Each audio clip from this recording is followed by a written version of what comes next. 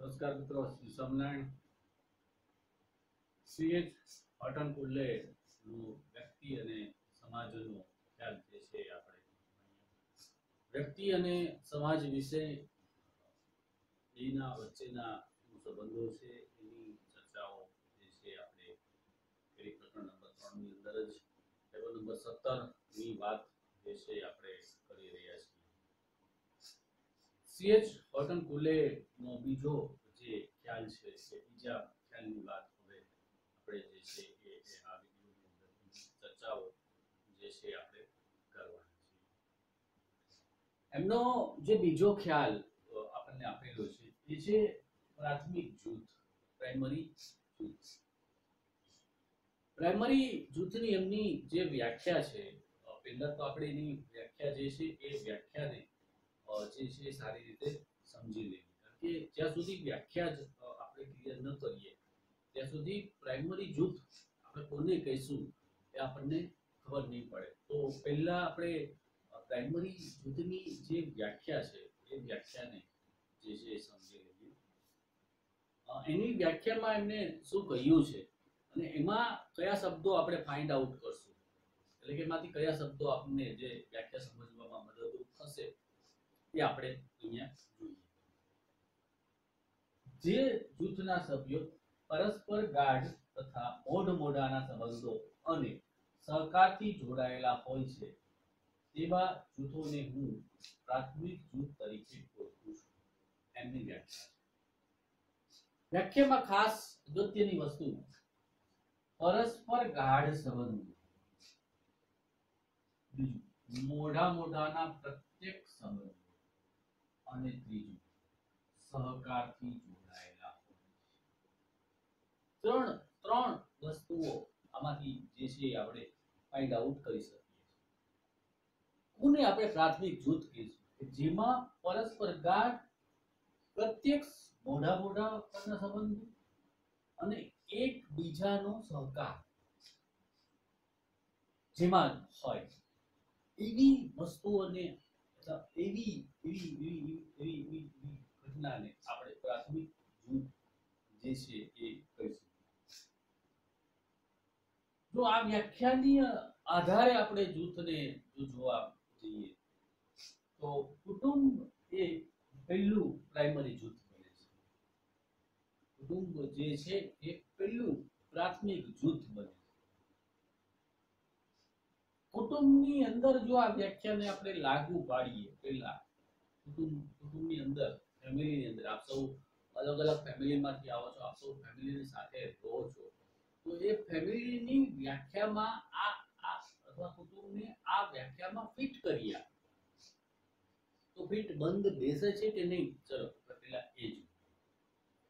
કુટુંબના સભ્યો પરસ્પર ગાઢ મોઢાના સંબંધો અને સહકારથી જોડાયેલા હોય છે. તમે જે કુટુંબમાં રહો છો એ કુટુંબમાં તમારા જે સંબંધો છે એ પરસ્પર કેવા હોય? પ્રત્યક્ષ હોય છે અને એમાં ક્યાંક ને ક્યાંક સહકારની ભાવના. બીજું બાળકોના રમત ગમતના જૂથો અથવા બાળકોના મિત્રોના જૂથો.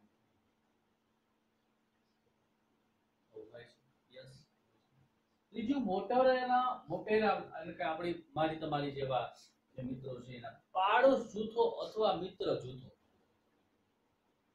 પાડોશ પડોશની સાથે જે આપણે ગ્રુપ બને એવા ગ્રુપ અથવા મિત્રના ગ્રુપો ની અંદર આ વ્યાખ્યા આપણે જો લાગુ પાડીએ તો લાગુ પાડી શકીએ છીએ. વિચારો. જવાબ આવશે યસ. આપણે આ વ્યાખ્યા જે છે એ આ માં લાગુ પાડી શકીએ છીએ. તો આ થયા પ્રાથમિક જૂથો. તમને એમ થશે કે પ્રાથમિક જૂથોની આ શું નવીન વાત કરી? એટલે આ તો કોમન વાત છે. આ વાતને શું સમજવી, શા માટે સમજવી? મૂળભૂત તો આપણો અહીંથી શરૂ થાય છે. આ તો કોમન વાત છે, આ તો બધી વાતો સિમ્પલ છે, એકદમ બેઝિક છે. ને આ વાંચીને પણ સમજાય છે, છતાં પણ આની અંદર એમણે કયો એવો સિદ્ધાંત મૂક્યો? શું સિદ્ધાંત આની પાછળ છે? મૂળ વાત મારે એ જે છે તમને હવે કહેવાની છે, પણ એની પહેલા પ્રાથમિક જૂથો એ શું એ મારે તમને કહેવું જરૂરી છે. પ્રાથમિક જૂથો માણસને વ્યક્તિગત સ્વાર્થને બહાર લાવીને પોતાના અન્ય સાથીઓ સાથે સહાનુભૂતિ અને પ્રેમના સંબંધોમાં બાંધે છે.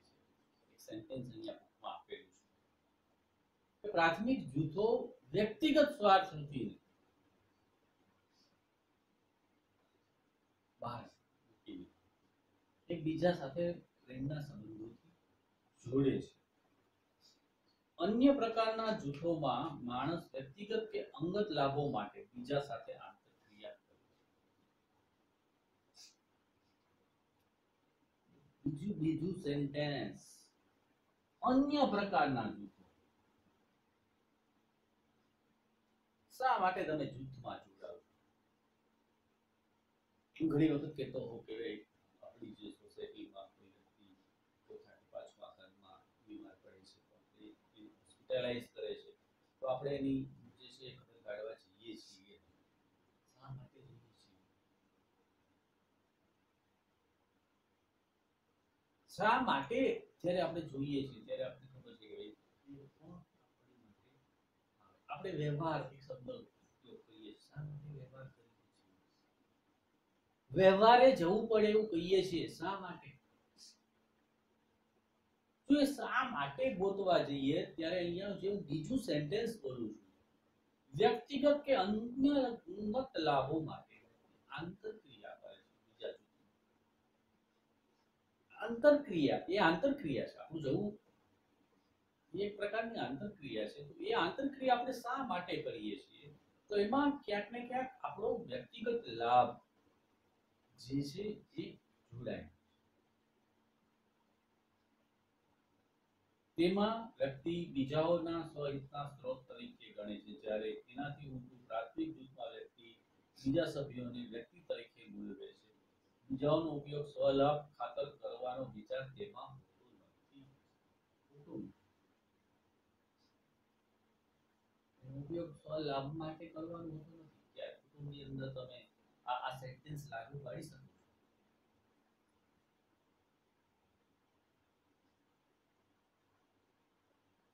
ન લાગુ પાડી શકો. લાગુ પાડી શકો. તમે વિચાર. પ્રાથમિક જૂથની લાક્ષણિકતાઓ જો આપણે આની અંદર ભણશું તો કદાચ પ્રાથમિક જૂથ જે છે એ વધુ સારી રીતે તમને જે છે સમજાશે. હું કેટલીક એની લાક્ષણિકતાઓ જે છે એ તમને અહીંયા બોર્ડ પર જે છે કરાવીશ.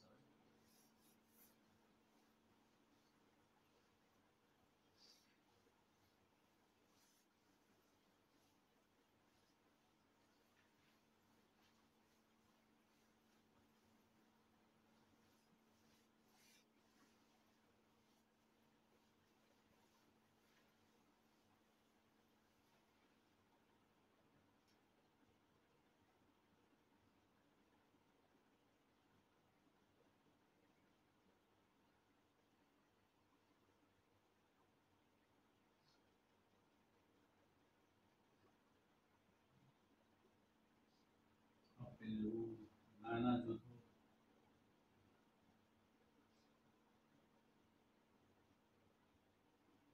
બીજું પ્રત્યક્ષ મોઢાનો સંબંધ,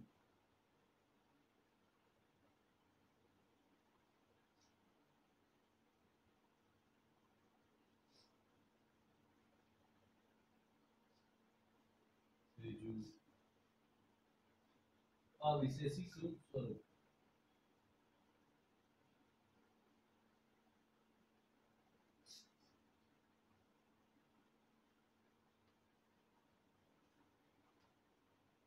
અંગત ગાઢ સંબંધ,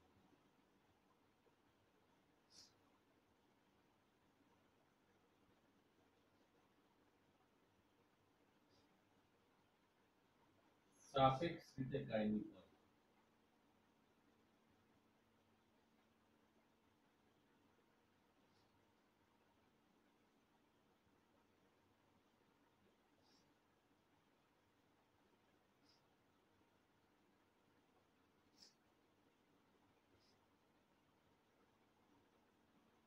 સાર્વત્રિક જૂથો,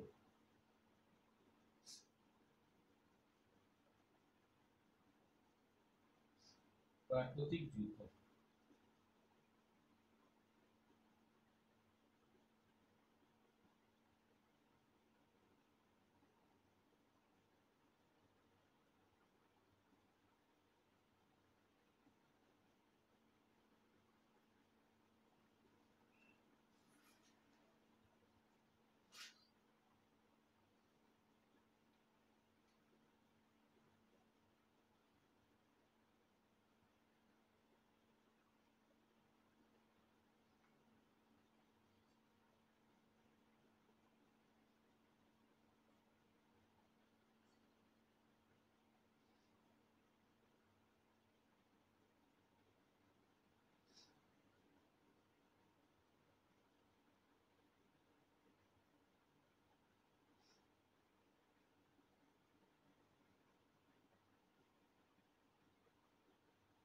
આર્થિક જૂથની કેટલીક લાક્ષણિકતાઓ જે છે અહીંયા આપણી સામે મૂકી છે. પહેલું છે નાના જૂથો. પ્રાથમિક જૂથો છે આવશ્યક રીતે નાના જૂથો છે, એટલે આવા જૂથનું કદ નાનું હોય છે, તેની સભ્ય સંખ્યા ઓછી હોય છે, લાઈક કુટુંબ, મિત્ર, પાડોશ જૂથ.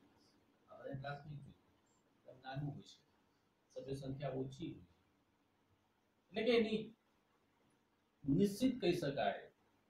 દૂરવર્તી જૂથો, આની ઓપોઝિટમાં દૂરવર્તી જૂથો આપણે ભણવાના. દૂરવર્તી જૂથો છે ને એની સભ્ય સંખ્યા વધુ હોય છે. પ્રાઇમરી લેવલના જે ગ્રુપ છે એની સભ્ય સંખ્યા ઓછી, અને દૂરવર્તીના જે ગ્રુપ હોય છે એની સભ્ય સંખ્યા. પછી હું દૂરવર્તી ગ્રુપની પણ આ સાથે થોડી વાતો તમારી સાથે જે છે એ શેર કરીશ, પણ પહેલા આપણે એના કેટલાક લક્ષણો છે એ જોઈ લઈએ. પ્રત્યક્ષ મોઢા પર મોઢા કુટુંબમાં મેં તમને જે કીધું, આપણે પ્રાથમિક જૂથોમાં પણ મિત્ર જૂથોમાં પણ પ્રત્યક્ષ મોઢાનો સંબંધ હોય છે. અવિશેષીકૃત સ્વરૂપ, અહીંયા બે પ્રકારના સ્વરૂપ આવે, વિશેષીકૃત અને અવિશેષીકૃત. પ્રાથમિક જૂથના બનાવવા પાછળ કોઈ વિશેષ ધ્યેય હોતો નથી, જ્યારે દૂરવર્તી જૂથમાં કોઈ વિશેષ ધ્યેયને તમે પામવા માટે, કોઈ વિશેષ વસ્તુને તમે પામવા માટે, વસ્તુ અથવા વ્યક્તિગત સ્વાર્થને પામવા માટે તમે વિશેષીકૃત એટલે કે નક્કી કરેલા ગ્રુપમાં જોડાઓ, જેમાં તમારું એકલ લોકલ હિત જે છે એ સંતોષાય છે, એટલા માટે તમે જૂથમાં જોડાઓ છો. જ્યારે પ્રાથમિક જૂથ છે અવિશેષીકૃત છે, એમાં કોઈ વિશેષતા હોતી નથી, એ એમનેમ જે છે લોકો એની સાથે જોડાયેલા હોય છે. પછી આગળ વાત કરીએ તો અંગત ગાઢ સંબંધો.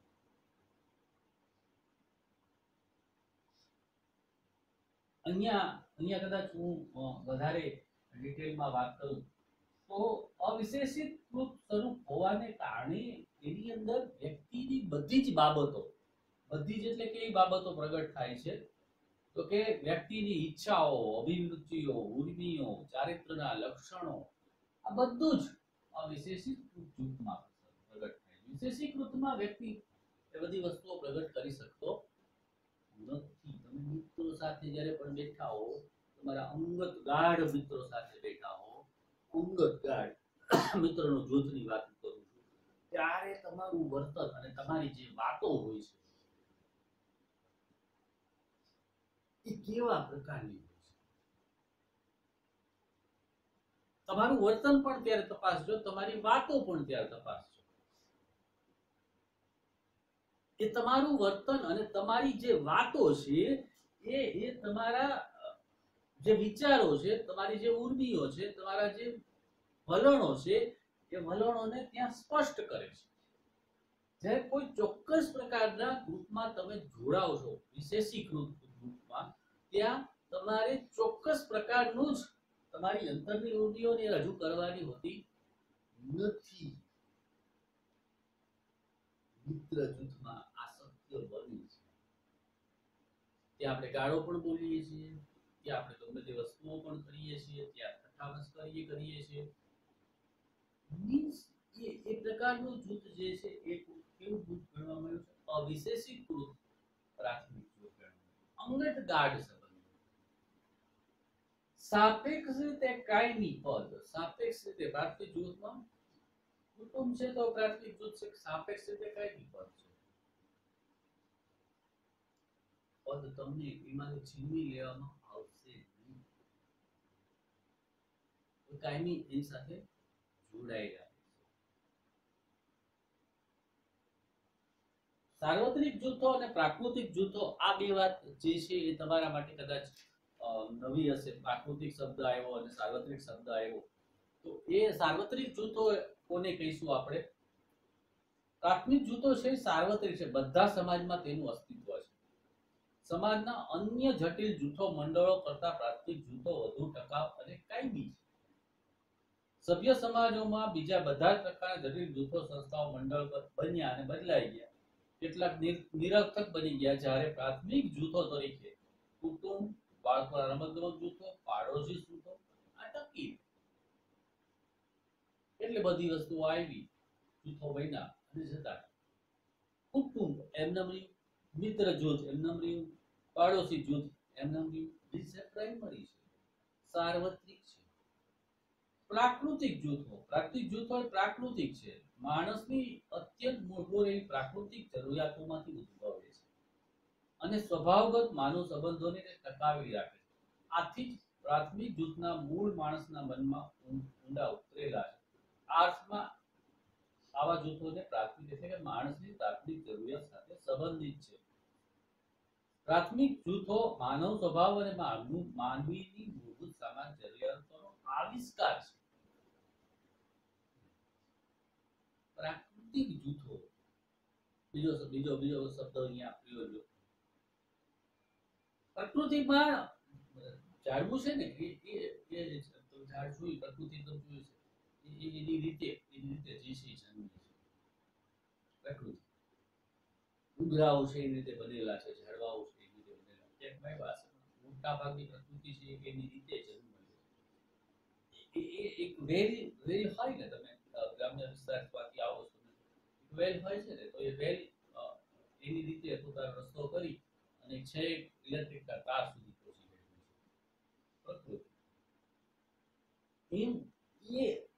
એ પ્રમાણે પ્રાકૃતિક જૂથો જે છે, પ્રાઇમરી જૂથો છે, પ્રાકૃતિક જૂથો છે, એ એટલા માટે બને છે કે એમાં વ્યક્તિના પોતાના અંગત પ્રાકૃતિક જરૂરિયાત. ભૂખ લાગે તો જમવાનું કોણ આપે?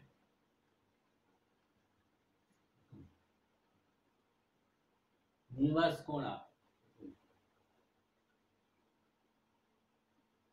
સાચવે કોણ? આપણી શારીરિક જરૂરિયાતો અને માનસિક જરૂરિયાતો, જેને આપણે પ્રાકૃતિક જરૂરિયાતો કહીએ છીએ, એ બધી જ સંતોષાય છે. એટલા માટે પ્રાઇમરી જૂથો એક એવા જૂથો છે, પ્રાકૃતિક જૂથો છે, આપમેળે ઉદ્ભવે. આપમેળે એટલે માનવની જે જરૂરિયાતો છે એ જરૂરિયાતોમાંથી ઉદ્ભવેલા જૂથો છે. તો આ પ્રાઇમરી જૂથની કેટલીક લાક્ષણિકતાઓ જે છે એ અહીંયા બતાવવામાં આવી છે. પ્રાઇમરી જૂથના કાર્યો, હવે આપણે થોડા પ્રાઇમરી જૂથના શું કાર્યો છે એની પણ ચર્ચાઓ જે છે એ કરશું. પછી આ પ્રકરણ પૂરું થશે. પ્રાથમિક